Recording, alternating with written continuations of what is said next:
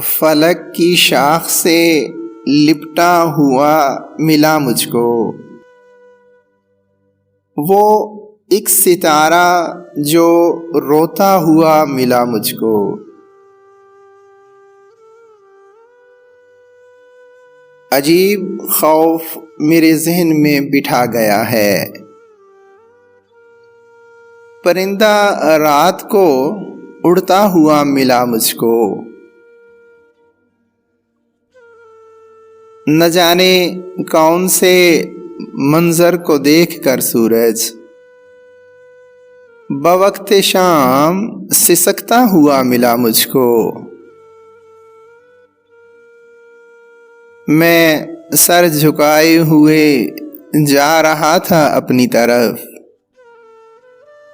मैं अपनी जात से उलझा हुआ मिला मुझको। फलक के पार उसे रोशनी बुलाती थी।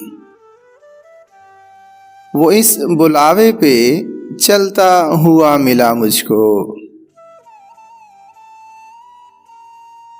वो अपने आप को पहचान ही नहीं पाया।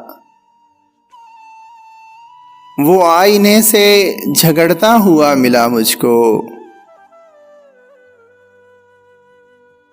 वो जर्द नींद से वापस कभी नहीं पलटा।